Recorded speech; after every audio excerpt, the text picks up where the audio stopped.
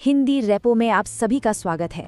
आज हम एक ऐसी खबर पर बात करने वाले हैं जिसमें जबरदस्त ट्विस्ट है। पहले एक बहुत बड़ा ऐलान हुआ और फिर अचानक एक ऐसा यू टर्न आया जिसने सबको हैरान कर दिया। तो चलिए शुरू करते हैं। तो भाई ये पूरा मामला था क्या? जरा सोचिए, सरकार एक नियम लाती है कि अब से इंडिया में जो भी नया स्मार्टफोन बिकेगा, हर एक फोन में एक सरकारी ऐप पहले से ही होगी जिसका नाम है संचार साथी। मतलब ये कोई छोटी मोटी खबर तो थी नहीं।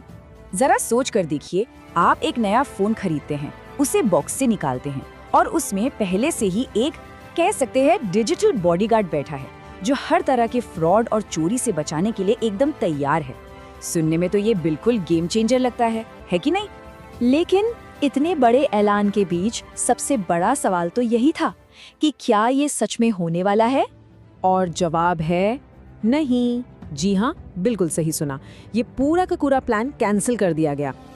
सरकार ने अचानक से एक यू टर्न ले लिया।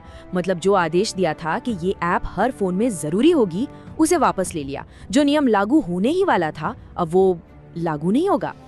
अच्छा, तो अब सवाल ये आता है कि भाई आखिर ये संचार साथी ऐप है क्या चीज जिस पर इतना कुछ हो गया? चलिए इसी को थोड़ा समझते हैं।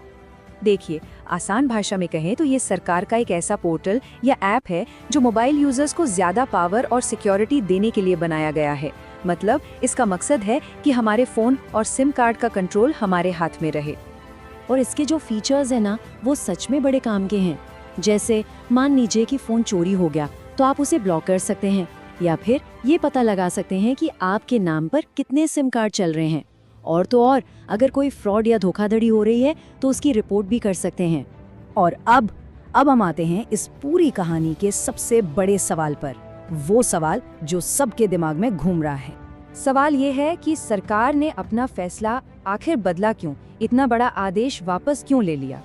और मजे की बात ये है कि इसकी कोई वजह बताई ही नहीं गई है।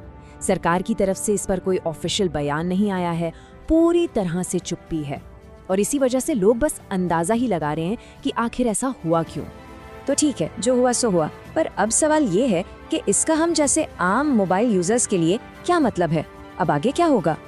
तो देखिए, सबसे जरूरी बात ये है कि ये ऐप अब जरूरी तो नहीं है और नए फोन में पहले से डली हुई भी नहीं मिलेगी, लेकिन ये अभी भी मौजूद है।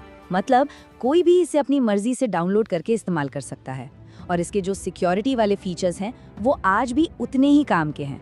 बस फर्क इतना है कि अब ये फैसला हम पर है कि हम इसे इस्तेमाल करना चाहते हैं या नहीं।